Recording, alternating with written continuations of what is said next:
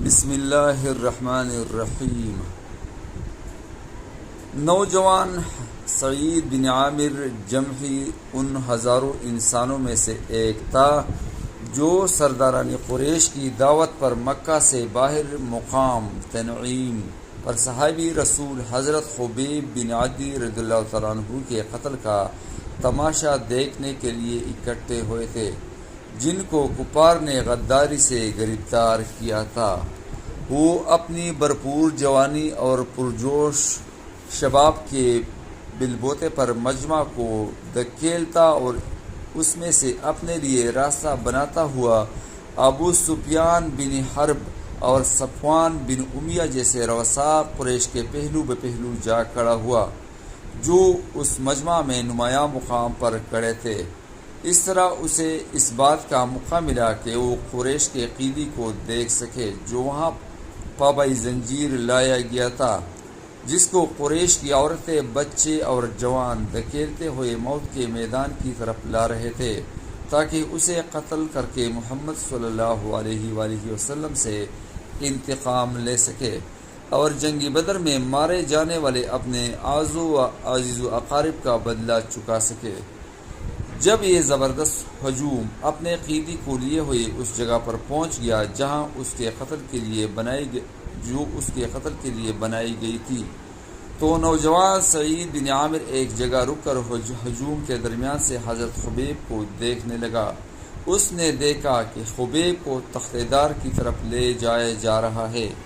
اس نے عورتوں اور بچوں کی چیخ و پکار اور شور و غل کے درمیان سے ابھرتی ہوئی خبیب کی باوقار اور پرسکون آواز سنی، جو اس کے پردہ سماعت سے ٹکرائی تھی۔ اگر تم لوگ چاہو تو قتل سے پہلے مجھے 2 رکعت نماز پڑھنے کا موقع دے دو۔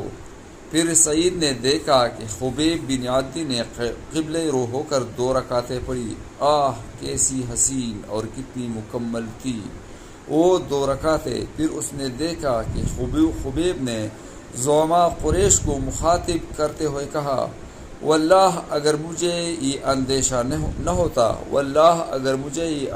نہ ہوتا کہ تم میرے متعلق اس بدگمانی میں مبتلا ہو جاؤں گے کہ میں موت سے ڈر کر نماز کو طول دے رہا ہوں، تو میں لمبی اور اطمینان کے ساتھ نماز پڑھتا۔ پھر سعید نے بچشم سر اپنی قوم کے لوگوں کو دیکھا کہ وہ زندہ ہی خبیب کا مسئلہ کر رہے ہیں، ان کے اعضاء جسم کو یکے بادیگرے کاٹ رہے ہیں اور ساتھ ہی ساتھ یہ بھی کہتے جاتے ہیں، کیا تم یہ بات پسند کرو گے کہ اس وقت محمد صلی اللہ علیہ وآلہ وسلم تمہاری جگہ یہاں ہوتے اور تم اس تکلیف سے نجات پا جاتے؟ تو خبیب نے جواب دیا، اور اس وقت ان کے جسم سے بے تحاشا خون بہہ رہا تھا، واللہ مجھے تو اتنا بھی گوارا نہیں ہے کہ میں امن و اطمینان کے ساتھ اپنے اہل و عیال میں رہو اور ان کے پاؤں کے تلوے میں ایک کانٹا بھی چبھ جائے۔ اور یہ سنتے ہی لوگوں نے اپنے ہاتھوں کو فضا میں بلند کرتے ہوئے چیخنا شروع کر دیا، مار ڈالو اسے، قتل کروا دو۔ پھر سعید بن عامر کی آنکھوں نے یہ منظر بھی دیکھا کہ خبیب نے تختہ دار ہی سے اپنی نظر آسمان کی طرف اٹھاتے ہوئے کہا، خدایا انہیں ایک ایک کر کے گن لے، انہیں منتشر کر کے ہلاک کر اور ان میں سے کسی کو نہ چھوڑ۔ پھر انہوں نے آخری سانس لی اور روح پاک اپنے رب کے حضور پہنچ گئی۔ اس وقت ان کے جسم پر تلواروں اور نیزوں کے آن گنت زخم تھے۔ اس کے بعد قریش مکہ لوٹ آئے اور بڑے بڑے واقعات و حادثات کے ہجوم میں خبیب اور ان کے قتل کا واقعہ ان کے ذہنوں سے اوجھل ہو گیا، لیکن نوجوان سعید بن عامر جمحی خبیب کی مظلومیت اور ان کے دردناک قتل کے اس دلخراش منظر کو اپنے لوح ذہن میں سے ایک لمحہ کے لیے محو نہ کر سکا۔ وہ سوتا تو خواب میں ان کو دیکھتا اور عالمی بیداری میں اپنے خیالات میں ان کو موجود پاتا۔ یہ منظر ہر وقت ان کی نگاہوں کے سامنے رہتا کہ خبیب تختہ دار کے سامنے بڑے سکون و اطمینان کے ساتھ کھڑے 2 رکعتیں ادا کر رہے ہیں، اور اس کے پردہ سماعت سے ہر وقت ان کی وہ درد بری آواز ٹکراتی رہتی جب وہ قریش کے لیے بد دعا کر رہے تھے، اور اس کو ہر وقت اس بات کا ڈر لگا رہتا کہ کہیں آسمان سے کوئی بجلی یا کوئی چٹان گر کر اسے ہلاک نہ کر دے۔ پھر خبیب نے سعید کی وہ باتیں بتا دی جو پہلے سے اس کے علم میں نہ تھی۔ خبیب نے اسے بتایا کہ حقیقی زندگی یہی ہے کہ آدمی ہمیشہ سچے عقیدے کے ساتھ چمٹا رہے اور زندگی کی آخری سانس تک اللہ کی راہ میں جد و جہد کرتا رہے۔ خبیب نے سعید کو یہ بھی بتایا کہ ایمان واضح راسخ کیسے کیسے حیرت انگیز کارنامے انجام دیتا ہے، اور اس سے کتنے ماہر عقول افعال ظہور پذیر ہوتے ہیں۔ خبیب نے سعید کو ایک اور بڑی اہم حقیقت سے آگاہ کیا کہ وہ شخص جس کے ساتھی اس سے اس طرح ٹوٹ کر محبت کرتے ہیں وہ واقعی برحق رسول اور سچا نبی ہے، اور اسے آسمانی مدد حاصل ہے۔ اور اس وقت اللہ تعالیٰ نے سعید بن عامر کے سینے کو اسلام کے لیے کھول دیا۔ وہ قریش کی ایک مجلس میں پہنچا اور وہاں کھڑے ہو کر اس نے قریش اور ان کے کالے کرتوتوں سے اپنی بے تعلقی اور نفرت، اور ان کے معبودان باطل سے اپنی بیزاری و برات، اور اپنے دخول اسلام کا برملا اور کلم کلہ اعلان کر دیا۔ اس کے بعد حضرت سعید عامر رضی اللہ عنہ ہجرت کر کے مدینہ چلے گئے، اور مستقل طور پر انہوں نے رسول اللہ صلی اللہ علیہ وآلہ وسلم کی صحبت اختیار کر لی، اور غزوہ خیبر اور اس کے بعد تمام غزوات میں آپ کے ہم رکاب رہے۔ اور جب نبی کریم صلی اللہ علیہ وآلہ وسلم اپنے رب کے جوار رحمت میں منتقل ہوئے تو حضرت سعید بن عامر رضی اللہ تعالیٰ عنہ آپ کے دونوں خلفاء حضرت ابوبکر صدیق اور حضرت عمر فاروق رضی اللہ عنہما کے ہاتھوں میں شمشیری برہنہ بن گئے، اور انہوں نے اپنی تمام جسمانی اور نفسانی خواہشات کو اللہ تعالیٰ کی مرضیات کے مطابق کر کے اپنی زندگی کو اس مومن صادق کی زندگی اور نادر اور بے مثال نمونہ بنا کر پیش کیا، جس نے دنیاوی عیش و عشرت کے عوض آخرت کی ابدی اور لاپانانی کامیابی اور پائز المرامی کا سودا کر لیا ہو۔ رسول اللہ صلی اللہ علیہ وآلہ وسلم کے یہ دونوں جانشین ان کی نصیحتوں کو بہت غور و توجہ سے سنتے اور ان کی باتوں پر پورا بیان دیتے تھے۔ ایک بار وہ حضرت عمر فاروق رضی اللہ عنہ کے دور خلافت کے ابتدائی ایام میں ان کی خدمت میں حاضر ہوئے اور نصیحت کرتے ہوئے ان سے کہا، عمر، میں آپ کو نصیحت کرتا ہوں کہ رعایا کے بارے میں ہمیشہ اللہ تعالیٰ سے ڈرتے رہو، اور اللہ تعالیٰ کے معاملے میں لوگوں کا کوئی خوف نہ کیجیے، اور آپ کے اندر قول و فعل کا تضاد نہ پائے جائے۔ بہترین قول وہی ہے جس کی تصدیق عمل سے ہوتی ہے۔ انہوں نے سلسلے گفتگو کو آگے بڑھاتے ہوئے فرمایا، عمر، دور و نزدیک کے ان تمام مسلمانوں پر ہمیشہ اپنی توجہ مرکوز رکھیے جن کی ذمہ داری اللہ تعالیٰ نے آپ پر ڈالی ہے، اور ان کے لیے وہی باتیں پسند کیجیے جو آپ خود اپنے اور اپنی اہل و عیال کے لیے پسند کرتے ہیں، اور حق کی راہ میں بڑے سے بڑے خطرے کی بھی پرواہ نہ کیجیے، اور اللہ کے بارے میں کسی کی ملامت کی ملامت کو خاطر میں نہ لائیے۔ سعید، یہ سب کس کے بس کی بات ہے؟ حضرت عمر نے ان کی باتیں سن کر کہا، یہ آپ جیسے شخص کے بس کی بات ہے جس کو اللہ تعالیٰ نے امت محمد کا ذمہ دار بنایا ہے، جس کے اور خدا کے درمیان کوئی دوسرا حائل نہیں ہے۔ حضرت سعید نے کہا۔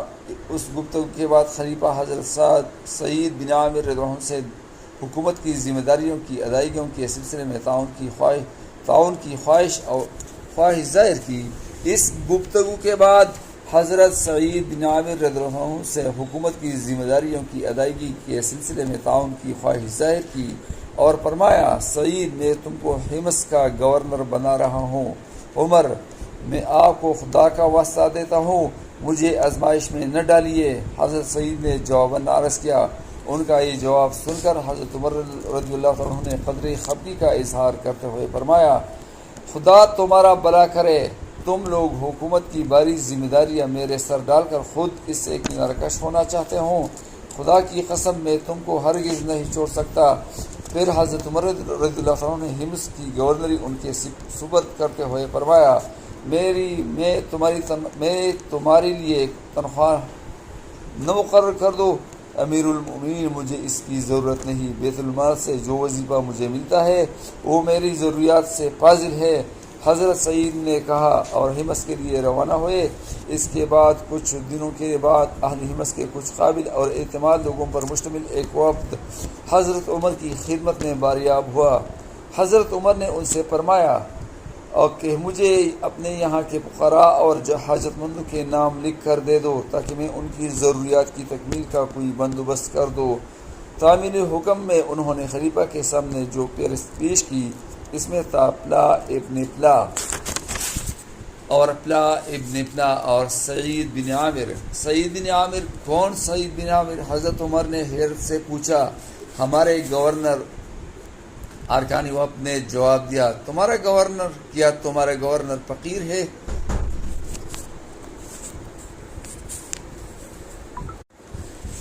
کیا تمہارا گورنر فقیر ہے؟ حضرت عمر نے مزید حیرت سے پوچھا، جی ہاں امیر المؤمنین، خدا کی قسم کتنے ہی دن ایسے گزر جاتے ہیں کہ ان کے گھر میں آگ نہیں جلتی۔ وفد نے مزید وضاحت کی۔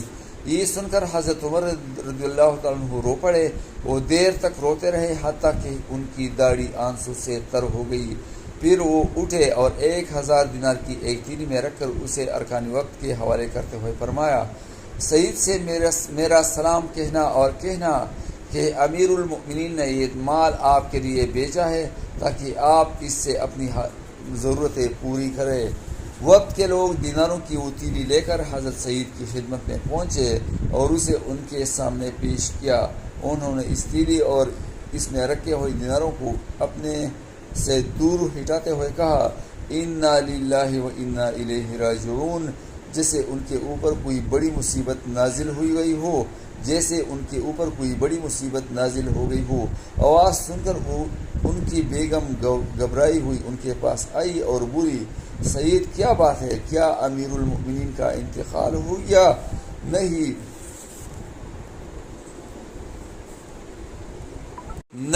اس سے بھی بڑا حادثہ پیش آیا ہے۔ حضرت سعید نے کہا، کیا کسی جنگ میں مسلمانوں کو شکست ہو گئی ہے؟ اہلیہ نے سوال کیا، نہیں، اس سے بھی بڑی آفت آ پڑی ہے۔ حضرت سعید نے جواب دیا، اس سے بڑی آفت کیا ہو سکتی ہے؟ بیوی نے پھر پوچھا، دنیا میرے گھر میں داخل ہو گئی ہے تاکہ میری آخرت کو تباہ کر دے۔ حضرت سعید نے تشویشناک لہجے میں جواب دیا، اس سے چھٹکارا حاصل کرو۔ بیوی نے ہمدردانہ مشورہ دیا، ابھی تک وہ دیناروں کے متعلق کچھ نہیں جانتی تھی، کیا تم اس معاملے میں میری مدد کر سکتی ہو؟ حضرت سعید نے پوچھا، ہاں کیوں نہیں، بیوی نے جواب دیا۔ حضرت سعید نے تمام دیناروں کو بہت سی چھوٹی چھوٹی تیلیوں میں رکھ کر انہیں غریب اور حاجت مند مسلمانوں میں تقسیم کروا دیا۔ اس بات کو ابھی کچھ زیادہ دن نہیں ہوئے تھے کہ حضرت عمر بن خطاب رضی اللہ عنہ شام کے دورے پر وہاں کے حالات معلوم کرنے کے لیے تشریف لائے۔ اس دورے میں جب آپ حمص پہنچے، اس زمانے میں حمص کو کوفہ بھی کہا جاتا تھا، اس لیے کہ وہاں کے باشندے بھی اہل کوفہ کی طرح اپنے اعمال اور حکام کی بکثرت شکایت کرنے میں مشہور تھے۔ تو جب اہل حمص خلیفہ سے سلام ملاقات کے لیے ان کی خدمت میں حاضر ہوئے تو خلیفہ نے ان سے دریافت کیا کہ تم نے اپنے اس نئے امیر کو کیسے پایا؟ جواب میں انہوں نے امیر المؤمنین کے سامنے حضرت سعید بن عامر کی 4 شکایتیں پیش کی، جس میں سے ہر ایک شکایت دوسرے سے بڑی تھی۔ حضرت عمر فرماتے ہیں کہ میں نے ان کو اور سعید کو ایک جگہ اکٹھا کیا اور اللہ تعالیٰ سے دعا کی کہ وہ سعید کے متعلق میرے حسن ظن کو صدمہ نہ پہنچائے، کیونکہ میں ان کے متعلق بہت زیادہ خوشگمان تھا۔ جب شکایت کرنے والے اور ان کے امیر سعد بن عامر میرے پاس یکجا ہو گئے تو میں نے دریافت کیا کہ تمہیں اپنے امیر سے شکایت ہے۔ جب تک خوب دن نہیں چڑھ آتا یہ اپنے گھر سے باہر نہیں نکلتے۔ نمبر 1 شکایت یہ تھی کہ جب دن خوب نہیں چڑھ آتا یہ اپنے گھر سے باہر نہیں نکلتے۔ متعارضین نے کہا، میں نے سعید سے دریافت کیا کہ سعید تم اس شکایت کے بارے میں کیا کہتے ہو؟ سعید تھوڑی دیر خاموش رہے، پھر بولے خدا کی قسم میں اس بات کو ظاہر نہیں کرنا چاہتا تھا، مگر اس کو ظاہر کیے بغیر چارہ نہیں ہے۔ بات یہ ہے کہ میرے گھر میں کوئی خادمہ نہیں ہے، اس لیے ذرا سویرے اٹھتا ہوں تو پہلے آٹا گوندتا ہوں، پھر تھوڑی دیر انتظار کرتا ہوں تاکہ اس کا خمیر اٹھ جائے، پھر روٹیاں پکاتا ہوں، اس کے بعد وضو کر کے لوگوں کی ضرورت کے لیے باہر نکلتا ہوں۔ میں نے اہل ہمت سے پوچھا کہ تمہاری دوسری شکایت کیا ہے؟ انہوں نے کہا یہ رات کے وقت کسی کا جواب نہیں دیتے۔ میں نے پوچھا کہ سعید اس شکایت کے متعلق تم کیا کہتے ہو؟ تو انہوں نے جواب دیا کہ خدا کی قسم اس بات کو بھی ظاہر کرنا پسند نہیں کرتا تھا۔ میں نے دن کے اوقات میں لوگوں کے لیے اور رات کے اوقات میں اپنے رب کے لیے مخصوص کر رکھے ہیں۔ میں نے معترضین سے کہا اب تم تیسری شکایت بیان کرو۔ انہوں نے کہا یہ مہینے میں ایک بار دن بھر گھر سے باہر نہیں نکلتے۔ میں نے دریافت کیا کہ سعید تم اس شکایت کا کیا جواب دیتے ہو؟ سعید نے جواباً کہا کہ امیر المومنین میرے پاس کوئی خادم نہیں ہے اور جسم کے ان کپڑوں کے سوا میرے پاس اور کوئی کپڑا نہیں ہے۔ میں ان کو مہینے میں صرف ایک بار دھوتا ہوں اور ان کے خشک ہونے کا انتظار کرتا ہوں اور سوکھنے کے بعد دن کے آخری حصے میں انہیں پہن کر باہر آتا ہوں۔ میں نے معترضین سے کہا کہ اب تم اپنی آخری شکایت بیان کرو۔ انہوں نے کہا کہ ان کو رہ کر غشی کے شدید دورے پڑتے ہیں اور یہ اپنے گرد و پیش سے بے خبر ہو جاتے ہیں۔ میں نے کہا سعید تمہارے پاس اس شکایت کا کیا جواب ہے؟ انہوں نے جواب دیا کہ میں خبیب بن عدی کے قتل کے وقت مکہ پر موجود تھا اور اس وقت میں مشرک تھا۔ میں نے قریش کو دیکھا کہ وہ ان کے جسم کا ایک ایک عضو کاٹے جاتے ہیں اور ساتھ یہ کہتے ہیں کہ کیا تم یہ پسند کرتے ہو کہ آج تمہاری جگہ محمد ہوتے اور تم اس تکلیف سے نجات پاتے؟ تو وہ جواب دیتے کہ خدا کی قسم مجھے تو یہ بھی پسند نہیں کہ میں اطمینان و سکون کے ساتھ اپنے اہل و عیال میں رہوں اور محمد کے تلوں میں ایک پانس یا کانٹا بھی لگ جائے۔ خدا کی قسم جب مجھ کو منظر یاد آتا ہے اور ساتھ ہی یہ بھی یاد آتا ہے کہ میں نے اس وقت ان کی مدد کیوں نہ کی تو مجھے اس بات کا شدید خطرہ لاحق ہو جاتا ہے کہ اللہ تعالیٰ میری اس کوتاہی کو ہرگز معاف نہیں کرے گا، اور اسی وقت میرے اوپر غشی طاری ہو جاتی ہے۔ یہ سن کر میں نے کہا کہ اللہ تعالیٰ کا شکر ہے کہ اس نے سعید کے متعلق میرے حسن ظن کو صدمہ نہیں پہنچنے دیا۔ اس کے بعد حضرت عمر رضی اللہ تعالیٰ عنہ نے ان کے لیے 1000 دینار بھیجے تاکہ ان سے اپنی ضروریات پوری کرے۔ جب ان کی اہلیہ نے ان دیناروں کو دیکھا تو بولے کہ خدا کا شکر ہے کہ اس نے ہم کو آپ کی خدمات سے بھی نیاز کر دیا، اب آپ اس رقم سے ہمارے لیے ایک غلام اور ایک خادمہ خرید لیجئے۔ یہ سن کر حضرت سعید نے کہا کیا تم اس سے بھی بہتر چیز کی خواہش نہیں ہے؟ کیا تم کو اس سے بہتر چیز کی خواہش نہیں ہے؟ اس سے بہتر کیا چیز ہے؟ اہلیہ نے کہا یہ رقم ہم اس کے پاس جمع کر دے جو اسے ہم کو اس وقت واپس کر دے جب ہم اس کے زیادہ ضرورت مند ہوں۔ حضرت سعید نے بات سمجھائی، اس کی کیا صورت ہوگی؟ اہلیہ نے وضاحت چاہی۔ حضرت سعید نے کہا کہ ہم یہ رقم اللہ تعالیٰ کو قرض حسنہ دے۔ اہلیہ نے کہا ہاں یہ بہتر ہے، اللہ آپ کو جزائے خیر دے۔ پھر حضرت سعید نے اس مجلس سے اٹھنے سے پہلے ان تمام دیناروں کو بہت سی تیریوں میں رکھ کر اپنے گھر کے ایک آدمی سے کہا کہ انہیں پلاح قبیلے کے بیواؤں، پلاح قبیلے کے یتیموں، پلاح قبیلے کے مسکینوں اور پلاح قبیلے کے حاجت مندوں میں تقسیم کر دو۔ اللہ تعالیٰ سعید بن عامر جمحی سے راضی ہو اور ان لوگوں میں سے تھے جو خود محتاج اور ضرورت مند ہوتے تھے، होते हुए भी अपने ऊपर दूसरों को तरजीह देते थे। या रब्बुल आलमीन या हय्यु या क़य्यूम ज़मा वालिद सेबला प जन्नतुल फिरदौस की प आला मुकामात की मुकामवर की या अल्लाह ज़मा वालिद साहिब दासी माफ़ की लका संग ची द बदर गाजियान माफ़ करियो लका संग ची द दासी माफ़ के लका संग ची द बदर गाजियान माफ़ करियो या अल्लाह ज़मा द मोर प्लार औलाद तर क़यामत पूर ची सुमर दे और अगो ची चा सर वास्ता दा हागा टोल दासी माफ़ की हागा टोल मुंग टोल दासी माफ़ की या रब्बुल आलमीन लका संग ची द बदर गाजियान माफ़ करियो या अल्लाह मूँ तर दे वक्त नवाला तर क़यामत पूरी तर जन्नतुल फिरदौस पूरी द दाखिली दू पूरी मूँ द हेस गम फिकर और दर्द न और रुकावट न खबर मकी या अल्लाह ज़ूं दुनिया जन्नत की ज़मूं क़ब्र जन्नत की ज़मूं द महशर रोज़ क़यामत रोज़ जन्नत की और मूला ब्या ची फैसला के या रब्बुल आलमीन मूला पाही की जन्नतुल फिरदौस राके और प जन्नतुल फिरदौस की चिकम आला मुकामात या रब्बुल आलमीन पाग मुकामात की यौ मुकाम मुंटुल तारा के आमीन सुम आमीन।